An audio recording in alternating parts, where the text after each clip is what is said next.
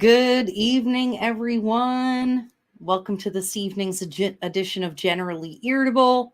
Of course, I'm Erica Reddick, your host, and I'm generally irritable. That is why the show was called Generally Irritable, because sometimes when we're looking at this stuff and talking about this stuff, it is hard not to get frustrated. And that's not different with this week's episode. So I am really excited to have on tonight Dr. Michael Shively of the National Center on Sexual Exploitation. These acronyms are long and can be tongue twisting. Dr. Michael Shively, National Center on Sexual Exploitation, and Maggie Kerrin with New Englanders Against Sexual Exploitation. So we've got the New England chapter, and then we've also got someone representing the national organization. And they work together on helping fight against human trafficking, sex trafficking, and the sexual exploitation of people and children. And this is one of those topics that whenever it gets brought up and I start to talk about it or I talk with people about it, it is really hard not to get angry or to even cry, because you just hear people's stories and you hear what's happening and you just think, how is it possible that people can be so evil to one another? And then when you learn how pervasive it is, when you learn things like the United States, and they might be able to correct me, but I believe the United States is the largest purchaser of trafficked people. So that means we're utilizing exploited people more than any other country. We'll ask them when they come on, but I do remember hearing that a few years ago. That was the statistic. We'll see if that's still true. But when we start talking about exploiting people sexually, and when we're having this conversation, and then Burlington City Council and the state of Vermont decide that we should decriminalize the sex trade, you kind of take a step back and you go, that's an interesting stance to take, given that I know of at least 2 sex trafficking rings that were broken up here in Chittenden County in the last couple of years. And that's to say nothing for the people being arrested. Christina Nolan prosecuted. There's so much evidence that it's happening even here in Vermont, that this idea to decriminalize sex work, when that seems to be the number one way that the perpetrators get caught and we save people from the exploitation, it just seems very strange. So I'm really excited to have Maggie and Michael on with us this evening to hear about their work, hear about what they're doing, and to also hear about ways that we can get involved. How can we as Vermonters help, number one, stop the movement to decriminalize it? I'm sure it's going to be contact your legislators, number one, right? Let's start with that. Hey, Charles, good to see you. Welcome. But also, how can people get involved nationally, locally? What are the signs? How can we help people? I'm really looking forward to them sharing that kind of information with us. And as usual, this is an interactive broadcast. So we're here to bring you the news, to share expertise and information, but we also want to hear from you. We want to hear your questions. We want to be able to address your concerns directly. So whether you're watching on YouTube, Facebook, or Twitch, feel free to put a comment in the comment section, put a question in the comment section for Maggie or Michael. Participate, let everybody know what you're thinking, and let this be a collaborative effort in healing our state and our country. So without any further ado, please, everyone, welcome Dr. Michael Shively and Maggie Kerrin. Hey, guys. Hi, nice to see you again. Good to have you. Thank you. And you guys can hear what I'm saying when you're backstage, right? So yes. Was I right in my stat that the United States is the largest purchaser of exploited people? purchaser, one of user? the caveats for any answer to these questions is that the data aren't great. That we really don't have the best information. So you really have to work hard to try to answer these things fairly and as accurately as you can. And if the United States isn't the biggest, it's among the biggest consumers of. It's considered a destination country for human trafficking. Did you just say it's considered a destination country? Yeah, when the State Department or any other international body that deals with this sort of problem, they can kind of divide countries into source or destination countries. So it in general, if you're talking about labor trafficking in particular, but also sex trafficking, distressed countries, war-torn countries, impoverished countries tend to be the sources of people. People are fleeing, seeking a better life, or they're just vulnerable to be gotten, to be taken, or one of the most common ways that a person comes from abroad into the United States for trafficking is by being deceived into it. They either think they're being smuggled, illegal immigration, or they think that they are just going and they may arrive legally, but they don't know. Like on a visa or something like that? Yeah, they think that they're going to maybe be work in a hotel in janitorial services, and instead they go to a brothel or a strip club, or they're sold online. So it's really a combination of force, fraud, coercion, deception. But people tend to come from poor, distressed areas, and the United States is a relatively wealthy country with lots of income and people with the market for that. And Europe is another destination. And I would think that on a per capita basis, the country that would give the United States a run for its money would be Germany. Really? It is the number one destination because they've legalized prostitution. And they have more prostituted or trafficked people per capita than anyone, as far as anyone knows. And it's considered the brothel of Europe. That's the reputation that Germany has developed. Wow, not even what was it, like Denmark or whatever used to be known for that, for the drugs being legal and all that kind of stuff? Well, what happened in Denmark is really just a city. It's Amsterdam. And for 30 years, they've tried to make it work. And just now they're in the process of moving it outside the city because it's been a disaster. And it never has solved any of the problems that they claimed it would solve. So now they're just giving up and pushing it out into the country. Oh, so we don't have to look at it.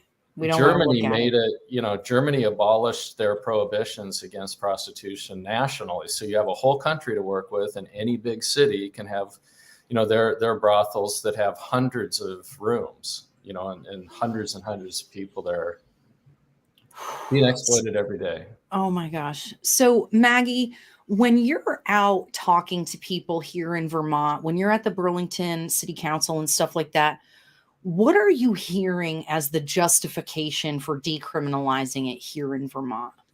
Well, I think some of the biggest ones are it will make it safer. It will, cause less harm. It will be, we need to celebrate sex workers, and that we just need to acknowledge it as a valid work, and just accept it. And I just think that's really wrong. I think that it does everything in the exact opposite. I think if we did decriminalize, Michael and I are both aware that it actually increases. It increases a market. If you're increasing the market, you have to increase the need, the capability to meet the need, right? And there's not that many people out there who are raising their hands saying, "Oh, I want to do that." So that's when trafficking comes in. If you have people that are being bought and the need is bigger, you have to be able to create that market. And it's done illegally through trafficking, coercion, manipulation, and victimization. Well, and I think this idea of it being safer, I think is really strange to me. So is the thought that are they, it sounds like they're really trying to keep legitimate sex work, legal sex work or whatever, separate from trafficking. as if to say that one does not necessarily lead to the other. I feel like that's what their argument is in that. Like, oh, we're going to make it safer because it's going to be out in the open, and then people are going to be able to come and like, what, report to the police that they're being abused. I mean, as far as I've been told, and I could be wrong, and I'm only speaking about Vermont. Okay. So in a lot of these conversations, I'm going to speak strictly about what I know about Vermont, not what I know about the rest of this country. Right. But in Vermont, my understanding is that people who have been busted as a prostitute or something like that, that's actually how they're finding these sex trafficking rings. And those women are not being prosecuted for prostitution. Am I correct in that, or am I just making that up? No, you're exactly right. There's a lot of information about, people who say we're basically going to cripple our law enforcement's ability to address anyone who might be being trafficked because we're not going to allow them anymore to be able to even investigate. Basically it will be not even something that they would be able to look into. It would be considered decriminalized. So yeah, it's so there would be no reason to start an investigation of a suspected brothel, as an example, to make sure that it wasn't human people being trafficked. It would just be like, oh, well, it's just another brothel. So yeah, I think an analogy that helps people to understand the issue is if there's an allegation of rape, the first thing that needs to be established is, was there sexual contact? And then if there was, then the question becomes consent. Was it consensual or not? And with sex trafficking, it is commercial sex through force, fraud, or coercion, or if the person that's being sold is a minor or child, right? Yeah. The front door to those investigations, the point of entry is as a prostitution investigation. And if you can't do a prostitution investigation, it's not impossible, but about 80-90% of your cases are just impossible to start. The only other option is if like a child gets taken and the parents report it to police and they track them down. But that's a very small percentage of the cases. The vast majority is simple prostitution. The police have probable cause to ask questions. They have probable cause. They can say, look, you've told me something and produced an ID about your name. I still don't know who you are, so you need to be fingerprinted. That way we can verify your identity. And one of, I've talked to police all over the country about this, and almost every cop that's worked these cases for a long time has started processing females as adults to find out that they were children, and they know it happens and they're still attuned to it. One police officer told me that he was processing this. He just thought she was an adult and she ended up being 13. Yeah. So you can't get there without, if prostitution is decriminalized, you just simply have no path forward. And one of the evidence, again, we're trying to focus on Vermont here, but there's really only one country that had prohibitions of prostitution and then just got rid of them. Yeah. And it's New Zealand. And New Zealand has gone years with 0 convictions for sex trafficking, even though all of the service providers say, yes, we have hundreds of child sex trafficking victims. No victims identified. They just can't get there. And the police are saying, we can't go into a brothel and even ask questions. We just have no foundation for it. We can try, and they can just say, get out of here, and they have no recourse. So that's what they're trying to create in Vermont. And the local ordinances and the charters are a stepping stone to the real prize, which is the statewide decriminalization, the abolition of the prohibitions in the state law. But the vision is exactly this: like, let's obliterate the possibility of even investigating most sex trafficking. Well, and this is one of the reasons why I think that whole argument is so funny. I mean, Sarah George in Chittenden County doesn't even want to lock up murderers, for God's sake. And you want me to believe that a person involved in sex work is going to get thrown in jail. I just am not willing to believe that. So that argument doesn't really hold for me. I do understand the idea of it being more out in the open, and that, you know, this, I mean, it sounds good, right? You think that if it's legal and I don't have to be ashamed or whatever, it will be safer because then I can just be me and it won't be so creepy. And I'm just like, you know, I don't know that that's necessarily true. You know, It's actually alcohol, not. you know, alcohol is legal, and having it regulated and controlled by the state does not make it safer. It does not have, we don't have less DWIs. We don't have less drunk driving accidents. People still go get drunk and act like stupid and then hurt people. And so I just don't like, what is that? I don't know. I just feel like the argument is all emotional sounding. And I don't understand why. Let's just say of all the sex workers that there are in Vermont, let's just say, let's even say, I don't even know what percentage it is. I guess I'm just curious why we make psychologically. Okay, I'm going to make a thought here. Ready? Okay, wait, we're ready. Ready. Okay, hold on. I got my thought together now. When we know that this sort of behavior, life choice is very damaging to a person psychologically. Like, I'm not saying that. Psychologists have said that. Scientists have said that when people are used even willingly as a sex worker, like I say, I willingly go into pornography, it has been proven that is harmful to people, that it damages their psyche in some way. And so this isn't Erica being a Christian. This isn't me being a prude. It's like, no, we know this hurts people. And let's say maybe 10% of people can do it and not be harmed by it. They're doing it consensually and they're fine. Why are we making public policy decisions based on the exception rather than the rule?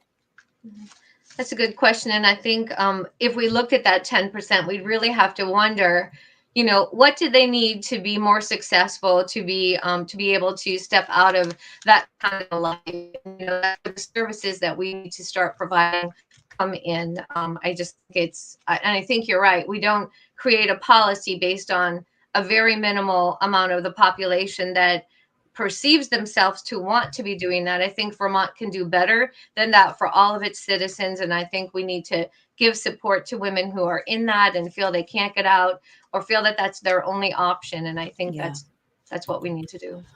Well, and that's what, you know, I shared before we went live, that that I have a friend who is a sex worker, and, you know, she will tell you that she is not the norm.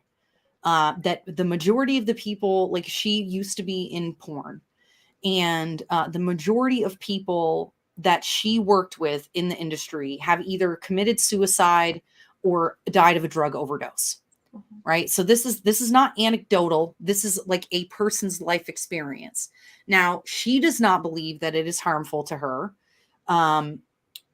We can disagree on that. You know, but so many of the people that are in that industry, and she'll tell you this herself, the majority of them come from broken homes, abusive homes, you know, homes where they were neglected and not cared for. And this becomes a way that they find validation and acceptance. And I just don't think that that's, like, why would we want people to choose that? Well, and another thing I think what I would like to go back to is you mentioned about, you know, legalizing it and it being safer and everything, and it being better to have it legal. But the reality is, even in a state like Nevada, where in a few counties it is legal, 90% of what happens in Nevada is happening illegally. So again, you've created a market, you've created a reputation for a state that is now promoting 90% illegal trafficking and prostitution of men, women, and children. And it is men, women, and children that are being victimized through this. Did you say 90% is illegal? Yeah. It is not legal in Vegas. It is not legal in Reno. It is not legal in any major city in the state. But illegally, it happens in all of those areas. 90% of what happens in prostitution is illegal. Only 10% is happening in a legal way. So again, all those factors that we were talking about, those safety factors, they're not happening in the illegal portions of it. You know, I'm not even certain they're happening in the legal portions of it, but they're certainly not happening in the illegal trade. And again, you created a massive market and they have to feed it. So how are they feeding it? We know how they're feeding it. And you can even look, you know, as a side example, California legalized marijuana, but they're still having major problems because it's all of the regulatory markets and whatever. And nobody wants to deal with the markets, and you have to have a gajillion dollars to get a license and a whole thing. So the majority of marijuana in California is still illegal, and they have a fully legal market. So people, crooks are going to be crooks, no matter what the law is. And so I'm not thinking about the women and children who are being trafficked. I'm thinking about the traffickers. Like they're just going to figure out a way to either utilize the legal system that you've set up, or they're going to circumvent it to keep doing what they're doing. Yeah, so I would love Michael to speak about what he got. He talked with 47 and when you asked him that question about, you know, go ahead and tell that. Yeah, well, first I just want to make a distinction. What is being proposed in Vermont, and this is they're taking the second run at the state legislature trying to get it decriminalized statewide. And in the past year, they've tried in 2 cities to get the local ordinances abolished, and they were successful in Burlington. And now they are, you know, what the vote is March 1st is for the residents of Burlington to vote whether to change the charter so that you can't in the future ever rebuild any prohibitions on prostitution. So that's what the charter change vote is right around the corner. What's really important to understand is what's being proposed for Vermont is far worse than legalization, because you can argue that legalization for some tiny fraction of the market may have a better situation because, you know, you have to be licensed and registered businesses, and there's safety regulations, and they tax it, and they have licensing and all that. So, I mean, you can make that argument. It actually doesn't work very well, but still, potentially, some portion could have more safety, right? Right. Full decriminalization is not creating it like, you know, you see people with signs that say sex work is work. Well, all other work is regulated by the state, has labor laws and state OSHA. And I'm sorry for interrupting you. I just that just hit me. Right. So, okay, if sex work is work, you must want legalization, because legalization is setting it up like any other business. And, you know, if you want to paint houses, you have to adhere to regulations, right? I mean, you can't even paint your house certain colors, for God's sake. Right. That stuff's even regulated. Right. And prostitution is, without question, there's a lot of evidence about this. It's the most dangerous occupation on earth. And it's between 50 and 200 times more dangerous than the next most dangerous occupation, right? There's nothing else that compares to it in terms of its inherent danger. Just out of curiosity, Michael, just out of curiosity, do you know what the next most dangerous job is? It's forestry and fishing. You know, like being a crab fisherman. Oh, yeah. Dangerous catch, deadliest catch. Yeah, those stuff sort like of occupations. Okay. But, I'm sorry for interrupting you, Michael. No, but you know, there's been studies of homicide, and they find that it's between 50 and 200 times you're between 50 and 200 times more likely to be murdered if you're in sex work than you are in any other occupation, right? So you take this thing that is inherently exceptionally dangerous, right? And now what we're being asked to believe is, let's decriminalize that. Let's make police unable to do anything about it. And let's do whatever we can to make it as widespread as possible, because who wouldn't want to get involved in a business? I mean, not as the survivor, but if you wanted to own a business, how about the only business in the whole world where you have no regulations and no taxation, right? And it's 100% pure profit. That's what it's about. So, it's so absurd when you really think through what is being proposed. And there's no reason that there's any enhanced safe for absolutely anyone, but that's what they are saying. So first of all, we are talking about decriminalization and not legalization. Okay. Now that I'll quickly get to Maggie's point. If people want to push the notion that it'll be safer to be decriminalized because people will be more willing to go report it to police because then they don't have to fear arrest. With stigma. Well, you would think that, people that are in the business have some insight about this. So I had a project for the U.S. Department of Justice where we looked at every single conviction for human trafficking that the federal government's ever made. We looked at the files. We selected people. We actually interviewed 47 convicted human traffickers in federal prison. Uh-huh. And with 22 of them, we had conversations. They were sex traffickers. And we had conversations about decriminalization. And I asked the question, I said, well, and these are people, they weren't appealing their cases. They had accepted responsibilities. They were just playing out their sentences. So they had no reason to really lie about it. Got it. All of them, we said, would it have been easier for you to do what you did if it were decriminalized or legalized? And almost all of them laughed and they said, that's the stupidest question I ever heard. Are you kidding? Like, there's only one answer here, right? Obviously. Of course, we would want it decriminalized because we're free to do whatever we want. So, I mean, it really is an absurd argument they're pushing, but they've really done a great job of creating arguments that if you don't stop and think and you don't fact check, you have no reason to really dig. They kind of sound reasonable, but as soon as you start digging, then it gets, less and less plausible. I'm sorry I took so long. But... No, that's okay. That was a lot of really good information. Medic Knight said, Erica, is Vermont a constitutional carry state? Sex workers could protect themselves if they were armed. That is true. It is a constitutional carry state. But if there is somebody intent on doing you harm, I mean, I don't know. Do you go into the hotel room with your gun drawn and be like, okay, let's do it now. Okay, we're going to, and then you keep a gun on the person. Like good thought. Yes, it is a constitutional carry state. But unless you're holstered while you're having sex, I'm not sure if that works.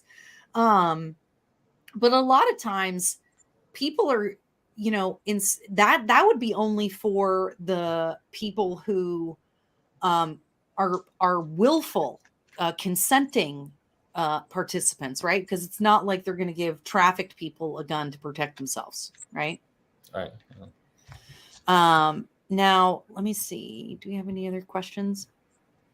I think I wanted to go back to the brothels real quick and talk about a couple of people, and Michael probably knows the names better than I do, but I know we've studied and we work with people who've actually been working with pimps, and because of their misbehavior with a pimp, they actually are sent to brothels as a punishment because it's very harsh in the brothels too. So I just don't want to paint the brothels as some wonderful place that is perfectly safe and no harm comes to women and, it's strictly business. It's still a very hard situation to be put into a brothel. I've heard that before. Oh my gosh, I'm trying to remember the lady we had on last year who talked about this stuff. And she was saying, and I think she told that story, that because it's a legal brothel, they're basically allowed to get away with more. And so it's considered consensual, and they'll have like rules about what you are not allowed to do, whether you consent to it or not. Well, my understanding is, go ahead, Michael. No, go ahead. Well, I was just going to say, my understanding is that women are still beaten in the brothels. There's a bell that rings, and it doesn't matter how many times you've already been called on. You have to line up. You have to go and go again if you're chosen in the line. It's a very hard oversight that is over you while you're there. So I don't see that it's any bonus, any plus. The only things I would say that potentially, they do have regulations for testing. I can't speak to how that if they is very actually effective or like, anything. like we're supposed to believe they're actually really doing a good job with that.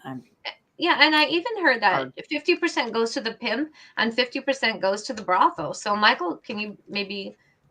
That's what I actually, I wrote a paper on this. So it was in just looking at the Nevada situation, and so for one thing, you just got to get your head wrapped around the scope of it, which is that there are only around 15 or 18 legal brothels in the state. And they're not very big. And there are somewhere between 150 and 500 legally registered and licensed workers, if you want to call them that, people that are, in prostitution. And the conservative estimates are that there are 20 or 30,000 people selling sex just in the city of Las Vegas alone.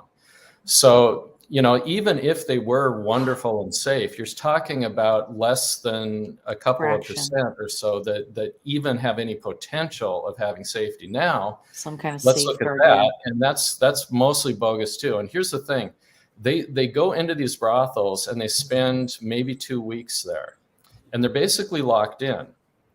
They're not free to come and go as they please. If they leave, then they can't come back. Wait, so really? They stay there for 2 or 3 weeks, and then they go. They cycle out, and if they choose, they can come back for another stint. There was a woman who embedded there to do public health research in the Mustang Ranch brothel. Oh, wow. And she spent 3 weeks there, and she said that depending on how you define pimp, at least 70% of the women in these legal brothels had a pimp on the outside that took their money. And then the question comes up, well, what do you do between your 2 or 3 weeks at a time in the brothels? Well, they work in the illegal trade. They put things online, they go into the strip clubs. And so, this notion that, and again, that's the better scenario than is being proposed for than Vermont. So the better scenario is ridiculously bad, and that's the legal system. The decriminalized system has nothing for anyone there. And the other thing, I think Maggie may have been getting to this too, which is if selling sex is not illegal, then absolutely anywhere can be a brothel. If you live in an apartment building and someone just says, look, there's no regulations, there's no laws, there's no licensing, there's no zoning for it, we've basically deleted the ability to create an ordinance, say you can't do it within a school zone or a church or anything, right? So it's all gone. You can't, and prostitution is not illegal. So and here's you feel like can be a brothel, and those exchanges are completely there's nothing anyone can do about them. So do you want a brothel next door to you? And it's like you are going to be helpless to do anything about it. We had an apartment that we lived in Austin, and a medic asked if Nevada is a constitutional carry state. It is not a constitutional carry state. But we had an apartment that we lived in Austin, which there was, it was like buildings, right? It was an apartment complex. So we've got our building and then the next building next door. So we had stairs up to our apartment. And then in the next building over, there was stairs up to the upstairs apartment over there. Well, we're 98% sure that the woman who lived there was a prostitute. She was either a prostitute or a drug dealer, because there were men in and out of that apartment all hours of the day, all hours of the night, all of the time. The cops were called on that place multiple times for domestic type issues. I literally don't know how this woman got arrested. That's why I think she was a prostitute and not a drug dealer. Because if they had found drugs, I feel like she would have been arrested or something. But we had weirdos, drunks, drugged out people coming up to our stairs because we were right next door. But it wasn't just the ones that came up to our porch. It wasn't just the homeless guy that we found sleeping on our porch. It was all of the stuff that went along with it. There were then drug busts in our neighborhood. And there was all this, the cops were being called for people passing out in the gully in the back. Like, And it never was like that until that lady moved in. Mm-hmm. Now, again, I can't prove anything. I just know that whatever she was into was not good. And there was people running in and out all day, and it made our neighborhood suck. Well, and you really have to ask yourself, was she doing that because she wanted to do that, or was she be doing that because she was being forced to do that? Because oftentimes prostituted people, parallel or connected very much to drug sales, to drug trafficking. They're very intertwined. So if you have someone who's trafficking drugs out of that area, very likely also trafficking people, because they know they can sell their drugs one time, but they can sell that person over and multiple over and times. over again. So, yeah. Wow, that's wild. And you know what? Honestly, Maggie, it's so interesting to hear you say that, because I remember living there and just being like afraid, basically. And it never occurred to me that I should go, maybe not me by myself, but that somebody maybe could have knocked on her door and been like, "Are you okay? Do you want some help?" Yeah. That might not have been the right thing to do as the neighbor, because then we're there. But we certainly could have done it on the way out, or we could have called an organization like NEASE or something like that and had them talk to her, or figured out some way. Well, and again, right now you can call the police, right? But if we decriminalize, are they even going to come? If you say, I think there's prostitution happening next door, if Burlington does what they're trying to do and Vermont does what they're trying to do, will the police even be able to do anything about those kind of calls? I don't think so. Michael, what do you think? Well, it's already happened, and the police have said it's happened, which is, oh, really? Last December, the city council did away with the prostitution ordinances. Now, the state law hasn't changed. Prostitution is still legal under state law, but there's a lot of discretion in policing. And there are other instances from other places, like Baltimore's got a current experience, and so does Ann Arbor, Michigan, where the prosecutors have declared in writing and by policy that they will no longer prosecute those cases. And what happens there is the police just have to stop arresting for prostitution, because they can't afford to invest in making arrests if every single one of them is going to get thrown out, right? So they just stop. So you have de facto decriminalization. Well, what's happened in Vermont, we're actually doing a survey. It's not even that directly related. It just happened that one of our respondents was from the Burlington Police Department. And we were asking them about how they make arrests and do other things to try to get to the buyers, right? The buyers of commercial sex. And the respondent said that, well, prior to 2021, yes, we used to arrest, do stings, do these different things, but prostitution has been decriminalized in the city, so now we don't. So right? Hold on a second. Wait, so you said something earlier, and then I was like, hold on, that can't be right. How did it get decriminalized? The ordinances. So here's the thing, I'll give you an example. Again, it's outside of Vermont, but Denver, Colorado. Mm-hmm. So Colorado has a state law, like everywhere it does. It's got a law against prostitution. And the city of Denver also has ordinances about prostitution. And for all kinds of logistics reasons, financial reasons, instead of charging the sex buyers that they arrest in stings with violating a state law and sending them to district court, and what they do instead is they cite them with violating a municipal ordinance and send them to the city attorney's office, right? And they get prosecuted there. So so you can have ordinances that are used instead of state laws for low-level misdemeanor types of crimes. And then the other thing is that sometimes the ordinances augment state law. So, for example, the state of Vermont has a prohibition of prostitution, but it doesn't really have a whole lot of content around that. But what a city can do, and what they had done, is they can further, they can do things like have sentencing enhancements or civil penalties if it's like right across the street from a church or a playground, or the other thing is that some cities So wait, hold on. Let's back up. I want to talk about Burlington because I'm confused. I remember them starting this conversation about decriminalizing prostitution. I do not remember that vote happening. Maybe that was one of the times I was in Texas working on a film. Maggie, when do you remember when that? Hold on. So I don't understand. Then what is this crap about? If it's already been decriminalized according to we the got ordinance, that too. yeah, then what is this nonsense that I got? Why are we even talking about it is changing the basically language? nonsense. If you receive that, every single bullet point that they put on it, in my understanding, it was mailed to Burlington residents. And we really do want to speak to Burlington residents tonight. Before you put your ballot in, everything that's on the back of that card, and you're welcome to read it off if you want, is wrong. It's incorrect. Yeah, it's a we lie. submitted another one that I hope we can look at later, but it speaks truth to the point. Michael and I are very concerned about. So what I don't understand is their primary duty, their absolute primary duty is public safety. And Burlington is becoming less and less safe every day. You have shootings on the street. You have more crime. You have more gangs. You're right. You have more trafficking. You have people who don't feel safe to leave their work and walk to their car anymore. So that's all a public safety issue.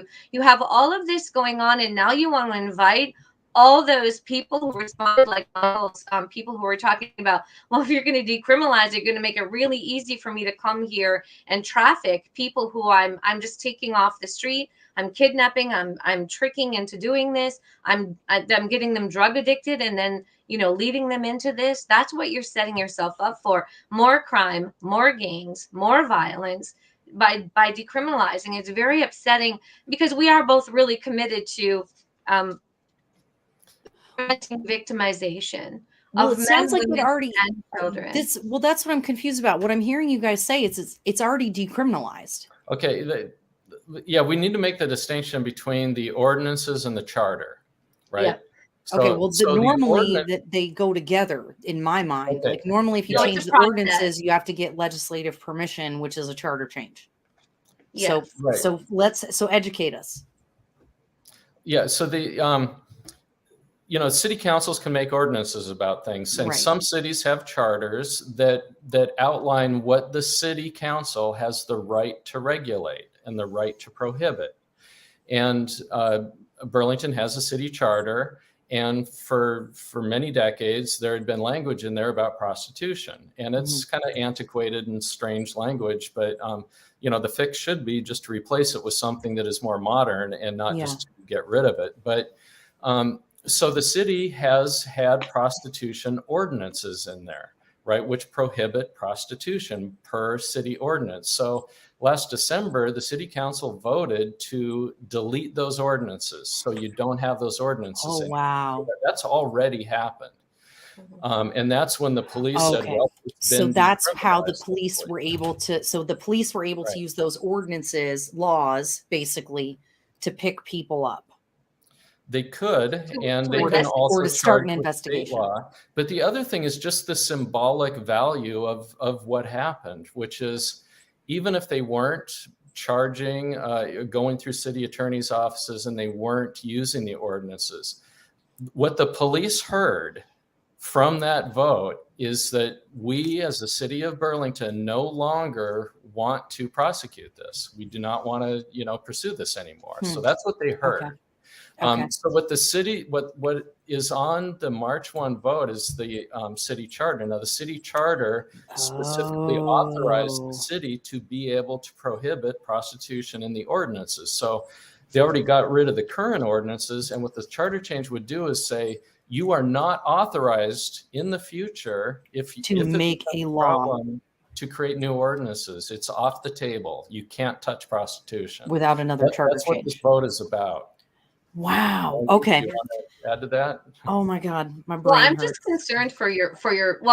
You said in the beginning something about healing our state and healing our city, and that's very important to me. I I see a lot of what's going on, and I see that, in my opinion, not getting better. We're actually getting worse as a society and in our state. And I want to see that change. I want to see more protections for people. I want to see less crime. I want to see less trafficking. I don't think that moving forward in the way that Burlington is trying to go is going to help your city at all. And it's certainly not going to help the state. Certainly not. We're anybody who can say that Burlington is better off this year than it was, 2 years ago when we had a bunch of 20-year-old activists get elected to our city council.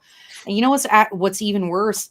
Most of those races are running uncontested. Our school board races are all running uncontested. And I just go, I know that the city of Burlington does not think y'all are killing it, and nobody will stand up and take responsibility. And then anybody is surprised when the adults don't show up to the party. You literally have a bunch of children taking over and making rules that sound good to them. Oh, we care about people. We want to do whatever. And then they're misled into believing these things. Well, it was really horrifying to be at your Burlington City Council meetings, and we brought in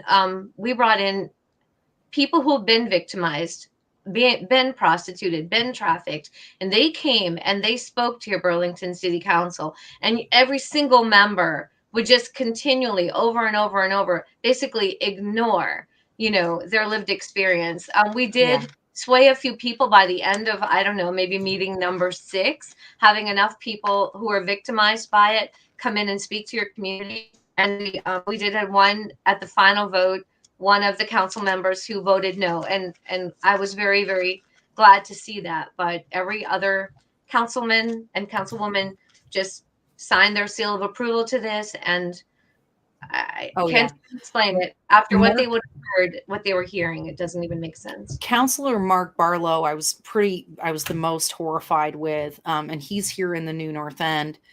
And he said in a neighborhood planning assembly meeting, so it's the smaller like neighborhood meetings, he was like, oh, this doesn't decriminalize it. We're not trying to decriminalize it. We're just trying to remove old language. And I was like, you're not a dumb person, Mark.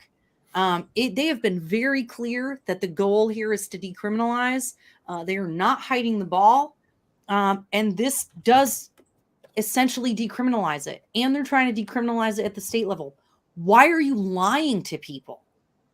Because again, he's not a dumb man. So either you're dumb or you're lying to people or you're mincing words and trying to be cute about it because you don't want to come out and say that I'm okay with decriminalization of prostitution. He knows that people in our ward are not for that. So you just lied to us. Or you tried to finesse the truth, and I'm not into that crap. So one question we got on YouTube, Patty's asking, the same flyer says, actually, I can show this.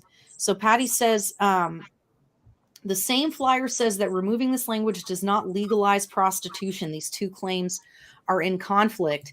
And I said, yeah, it says eliminates offensive language, makes it safe, makes the law the same as the rest of Vermont, does not legalize. And it's like, you're literally actually trying to do these things.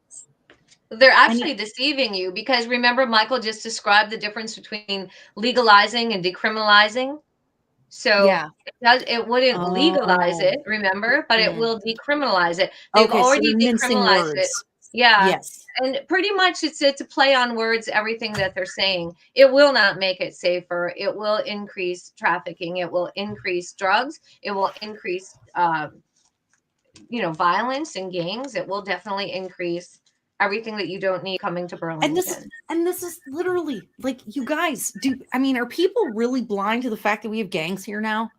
That again, like you mentioned earlier, Maggie, that we're having shootings every other freaking week in Burlington now from gang members.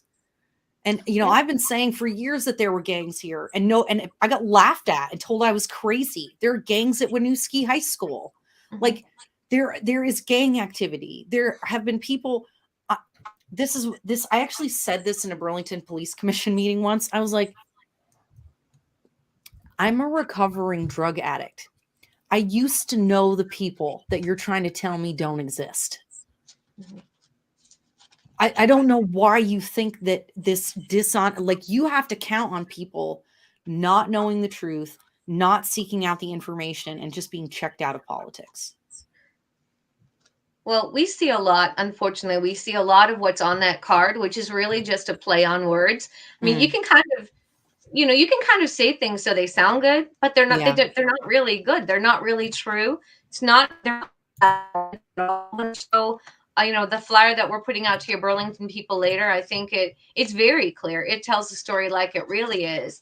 I also would say there are people in this game who have something to gain from it. It's either going to be money for traffickers and pimps and people who are selling, you know, or it's going to be political gain to those who are pushing it. You know, Representative Celine Colburn is consistently one of the lead sponsors on every bill that comes out statewide in Vermont for legislation, and it's been coming out now since what, 2020, I think, is when the first bill came out, and she's also come to many of Burlington City Council's pledging she's committed to this. She thinks it's a great idea and she wants it to happen. So I don't know what the gains are for her specifically, but I know people have political gains in some way. Maybe it's just an agenda you need to push, or people, you know, I can't explain it, but I can say it's going to be one of the worst things that happens in Vermont. And if it happens in statewide, it will be equally really horrific. Really is bad. It will be turning us into like,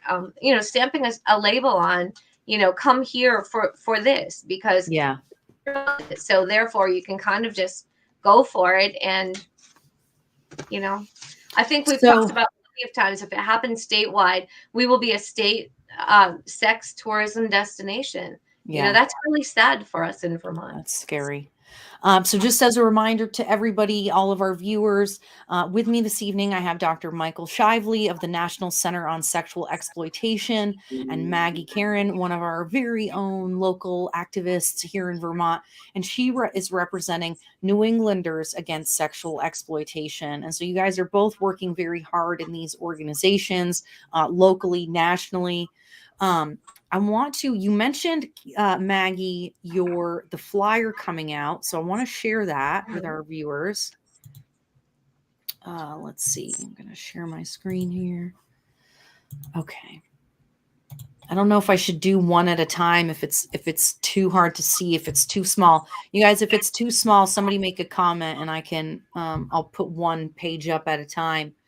But so Maggie, you said, are these going out to all of the addresses in Burlington? Yeah, these have been emailed quite broadly already, and they've been sent to media statewide, and they will be going to Burlington residents. And actually this next weekend, we're hoping to get a bunch of people rallied together to distribute them in all the Burlington districts out there before Election Day.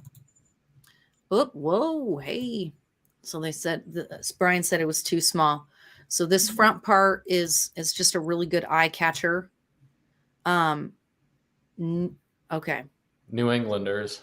New Englanders, NEASE Against Sexual Violence.org. Okay. And I have never seen that before. I need to get caught up on what the words are here. Okay. So let's see the back of it. So you actually answer some of those things that they said on this other stupid flyer. That's not true. Yes. Make it bigger. We're trying to, you know, give as much information to your voters as we can to stop this. Yeah. So, you know, a lot of this is what we've already talked about this evening. Most important thing for everybody is vote no on ballot measure number 5. So this is good that they voted to delete, because I didn't even know that. And I thought I knew what the heck was going on. And, you know, it just goes to show you, they're doing so much all of the time, and it is so hard to keep up with everything. It is like they're just trying to change everything about our city. And Erica, on that one that you're looking at right now, is very concerning to me, because first of all, they say they deleted old language. Well, we were at their council meetings many times saying you don't need to delete it if you think it's antiquated or offensive or inappropriate. Just change it. Make it better, but don't delete it. But most alarming to me is that it includes that. Oh, you have to go back to it. It includes their ability to regulate it in the future, which is do that I part need to right go there, back up? including its authority to regulate this violent sector. So basically, they are in this vote. Not only are they, moving forward with the charter, they are eliminating future authority to regulate, anything regarding prostitution. Their statement in the ballot is to repeal all prostitution laws, but at the same time, they're eliminating future authority to regulate it in any way whatsoever. Well, and I love this part that says there's no such thing as safe sex work, because I feel like, what Michael was sharing earlier, if you take the conservative estimate that you're 50 times more likely, not the 200 times. Let's go with the smaller number, right? The more conservative number. If you're 50% more likely to be murdered in your job than any other job, I don't know how you can call that safe. And that's even if it's legal. Yeah, it is not safe. Oh my God, people are wild. Okay. So I want to make sure you had mentioned sharing this. That there's a video on the NEASE website that you wanted to share. Is now a good time to share that? Sure. Okay. It's about 5 minutes long, so we can share it now or share it as you close out, whichever you think is fine. If you share it now, we can speak to it after. So whatever you like. You know what? If it's 5 minutes, I think that what you had for an idea was good. We'll close with it. Yeah. And that way people can hang out and watch it. Yeah. I did want to say two things, Erica, because we find this is a very difficult topic for some people who are listening, and we hate to just leave them without a resource to reach out to. Yes. So I want to just give an email, and maybe you can add it to your program notes after. Yep. So it would be for our NEASE organization. It is nease.vermont@gmail.com. So New Englanders Against Sexual Exploitation, nease.vermont@gmail.com. And also, if somebody needs some attention and needs to speak to somebody right away, there's a 24-hour national human trafficking hotline, and it's 1-888-373-7888. I just always feel like I need to put something out there for people. Absolutely. Yep, I'm putting these. It's the 24-hour hotline for help or for it's National Human Trafficking Hotline. National Human Trafficking. Okay. Yeah. National. Okay. I'm putting these in the comments section, and then I can go in and pin the comments after we've got everything posted. Yeah, because it is very real here. I mean, I don't know if people really understand it. You said that you've been hearing the cases. I started just a few months ago keeping a binder of what's been happening in Vermont lately. So going back to Brian Folks, who had, I think, upwards of 20 people he was trafficking in, and some underage. And then there was several others that have been happening in Burlington. And a lot of it is about, drug addiction. A lot of it is about violence and keeping people trapped in it. It's actually in several communities throughout the state. I have many different cities already in my binder where very recent cases have happened. So it's here. Yes, it really is. And this sort of silence from our legacy media is pretty shocking. And the encouragement, I think, is very strange. Okay, so I want to make sure that we have covered. I mean, I feel like we could talk about this all night. There's so many stories and there's so much craziness that you want to just share everything. What have we not talked about yet tonight that we absolutely must cover before we log off? I think the biggest concern for me is just, town meeting and making sure people are aware and understand. And if they have, by the way, you shoot your questions email, and we're happy to give responses and answers to any questions you might have following this. That would be great. Okay. So yes. So everybody, the contact information is in the comments. I'm going to pin them after. Don't hesitate to reach out. Write to your elected officials. Okay, everybody listening right now, go on your browser, open up your email, and copy and paste something to your Vermont legislators to know that you're not for this. Let me see really quick. Hold on. There is a website I always direct people to. Where is it?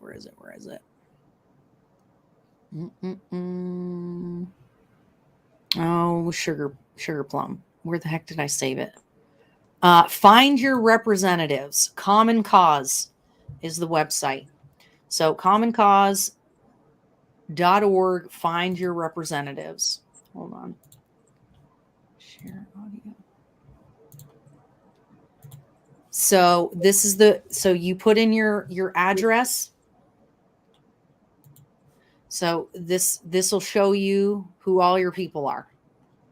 You put in your address. So I'm in Chittenden County. So this is bringing up all my Chittenden County people and my city councilor who's running unopposed. Makes me so frustrated. But go to that website, commoncause.org. And actually I'll put this in the comments as well. Find your representatives, you put in your address, and it tells you who to write to. It gives you their contact information. Some of them, any Vermont legislator has an email and a phone number that you can contact, and you don't have to write War and Peace in your email. You can just say, I am not for the charter change to Burlington. Just do that. That's all you got to do. Not only am I not for the charter change in Burlington, I am not for decriminalization or legalization, right? Because it sounds like they're trying to get cute with their wording. And if you say, I don't want it legalized, they're going to say, well, we're not legalizing it. We're decriminalizing it. Right. Current bill actually says to repeal all prostitution laws. Yeah, so it's very different. And I would say, Erica, there are several charter changes currently, I believe, in the legislature regarding different charter changes in Burlington. So maybe I would want to be more specific to, and the charter change hasn't been sent to them yet because they can't send it until the voters approve it. So that won't be until after town meeting. But you want to be more specific about the one to repeal prostitution. Okay, so tell them you're not into what the crap they're doing in the state right now, and then also future. Remember to write to them if this stupid crap passes in Burlington. I'm sorry, I'm not being very professional about it. This is the stuff that makes me crazy, right? It's so hard because we want to be kind and we want to be loving. We want to, think of people as being misguided and not evil. Because I really think I think people really are misguided. I don't think that not everyone. I don't think they have evil intentions, but they don't realize that what they're doing is evil. They're really misguided. And so to be able to keep your calm and your cool and talk to people about this really hard topic and not let the injustice of it make you furious. Anyway, I digress. So can I add one thing to just make you more furious? Please, by all means. Having attended city council meetings in Montpelier and quite a few in Burlington, it's being sold as if it's local. It's being sold as if it's, Vermonters trying to do something in Vermont, even if you don't agree with it. And it could not be further from the truth, So I think it's very important for Vermonters to take control of their state. You're going to live with it. It's your place. Burlington's your city. Vermont is your state. Yeah. And this is not being driven locally. There's a bullseye on Vermont that is global. and Really? it's definitely national. There's an organization that's called decriminalizesexwork.org, and they say what their strategy is, and the strategy is to change all state laws, all 50. And part of the strategy is to start local, to work through city councils. Yeah. Another part of the strategy is to pick not very populous states, small population states, and left-leaning states. It's right there. It's in black and white. Guess what pops up? Vermont, right? And decriminalized sex work is based in Texas. Now, why is Texas so excited about a charter change vote in the city of Burlington? And it's because it's not about Burlington. They don't care about you or your charter change or even what happens in the city. What they care about is opening up the market. And, if you think Nevada's bad because it has legalized brothels, 150 people being sold there in 15 brothels, right? This is going to open up the entire state. Absolutely anyone, anywhere can buy and sell sex with no regulations. That's what's being pushed. Why are national organizations pushing for this? It's because this, I talked about Germany being the destination in Europe. Yeah. It's going to be Vermont if they pass the state law. And the step to passing the state law is what's happening right now in Burlington. Well, and we already have a porous border where fentanyl, it was worse before the pandemic, but now, we're having fentanyl, sex traffickers, human traffickers, drug running through our border because people know they can get away with it. We have an international airport, et cetera, and so forth. So it's almost like we're set up. And it's shocking that it's in Texas, a border state, where now the current administration does not recognize the humanitarian crisis on our southern border, and they're just having millions of people just pour over the border to be taken advantage of. Where else would they be than somewhere in Texas or Arizona or some border state where they can get away with doing stuff like that? Oh my God, that is crazy. So I have heard repeatedly on a number of levels for a number of things that Vermont is basically a petri dish. And what they do is they come here and they try out their policies and their little things to see if it works out or not. And that's really horrifying. And the biggest reason why it's horrifying is because it is literally because the majority of people are just checked out and not paying attention. It is, I'm getting ready, or I've launched my congressional campaign, and I have studied the numbers. I've studied the number of people who are over the age of 18. How many of them live in Chittenden County? How many of them live in the rest of the state? How many of them vote in are hard Democrats versus hard Republicans and do, soft versus this and that and whatever. And I have seen in my calculations, at least for Congress, and it's worse statewide, that we leave about probably 40% of possible votes on the table every year. So about 40% of people do not vote for the congressional candidate of registered voters. They either don't vote or they leave that section blank.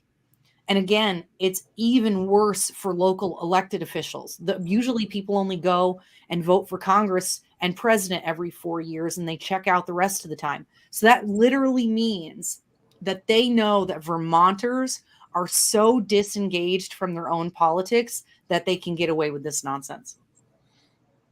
And I think that's how we got here. I think we've been the frog in the pot, right? And you know what? I think, like, from speaking from my own personal seat, I think I would have just anticipated that our leaders, our elected officials, are actually doing their job and doing what's best for our state and our communities. But, when you watch it, you have to really question, what are they doing? And who are they doing it? Who is the best group that they're serving? Are they really doing the best for Vermonters, for us regular, average, typical Vermonters? Are they doing the best for us? That's the question. That is, well, and here's my thing.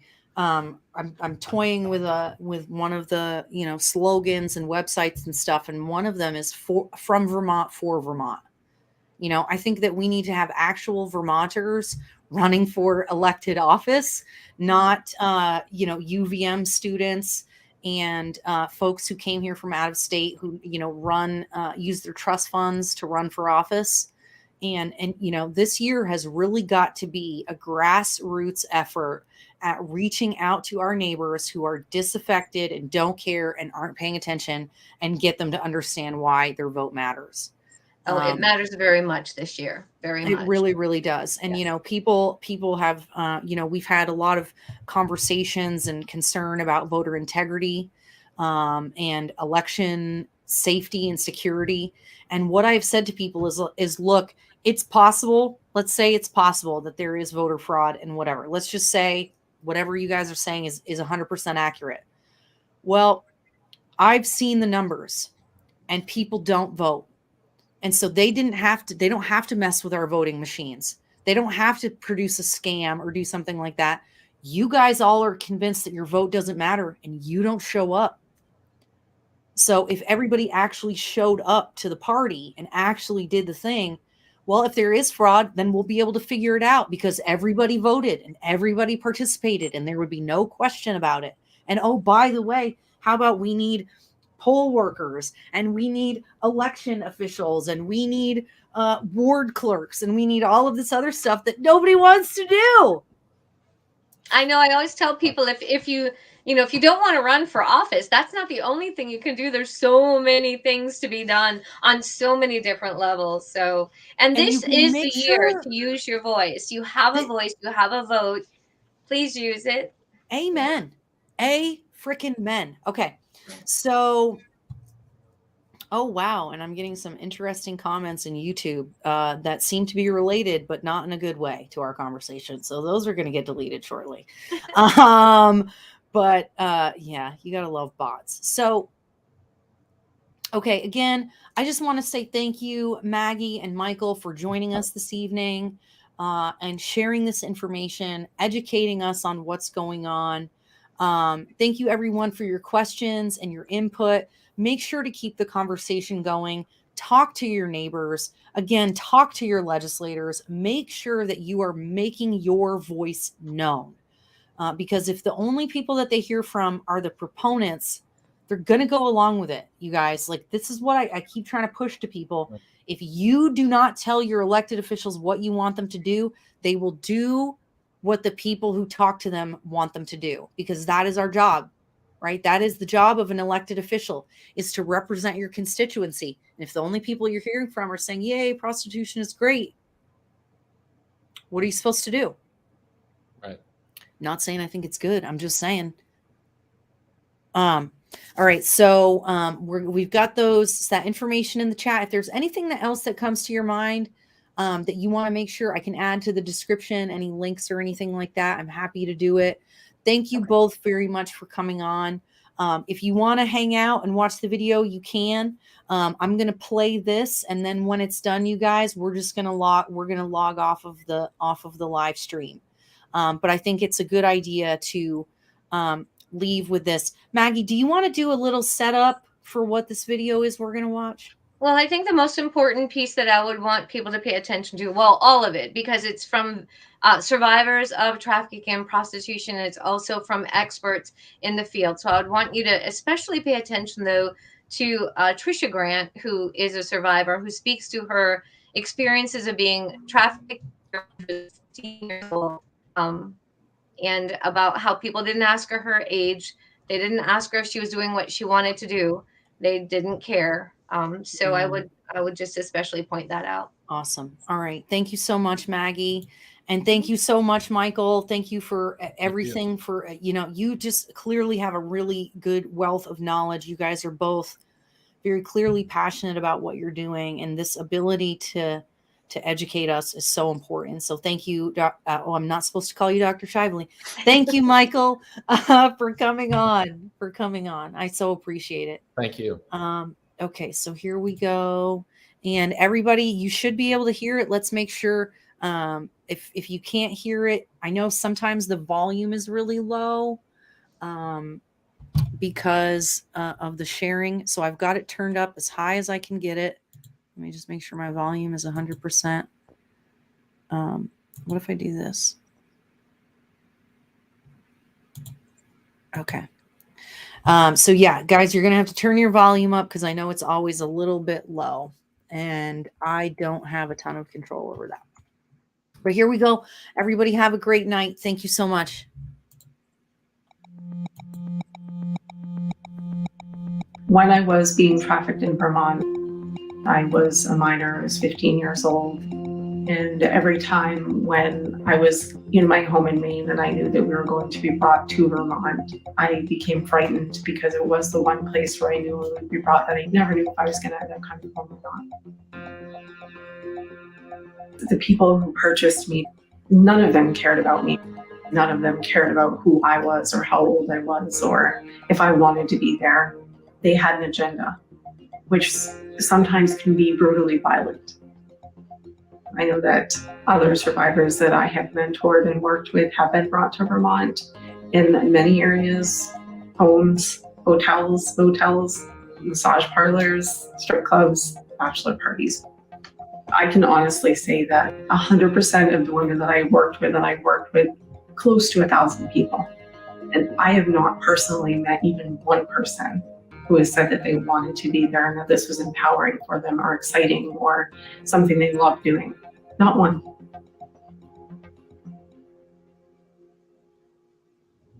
When you are talking about prostitution, you are talking about a system of brutal exploitation. The women that I encounter, they are so beaten, so traumatized.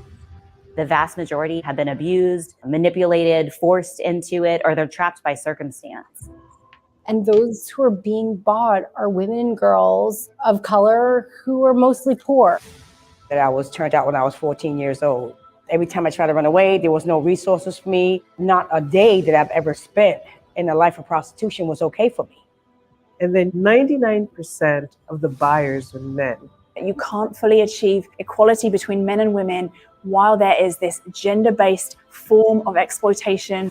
The problem originates with men. So unless we tackle the issue of demand, there's going to be generation after generation of vulnerable populations who are hurt in precisely this way. Every single policymaker needs to go to a hobby board where these buyers congregate and read what they have to say. Time and again, they are demonstrating that what they feel they are buying is a commodity, not a human being.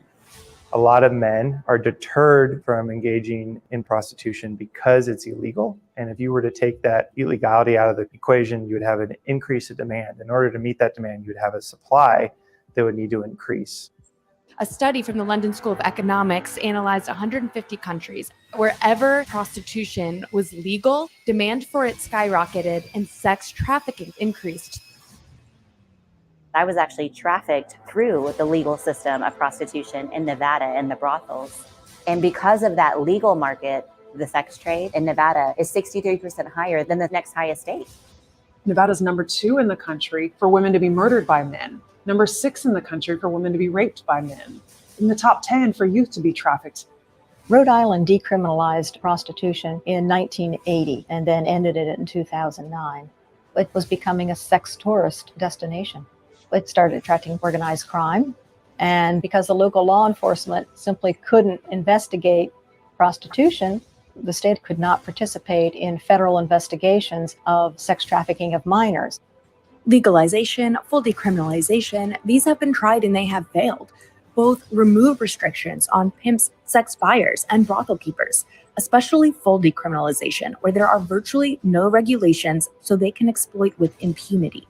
So if you're considering legalizing prostitution, my message is talk to survivors of trafficking, talk to people who have walked through this, talk to people who have experienced this firsthand, not just people who are advocating for decriminalization. People say it's the oldest profession. It's actually the oldest oppression.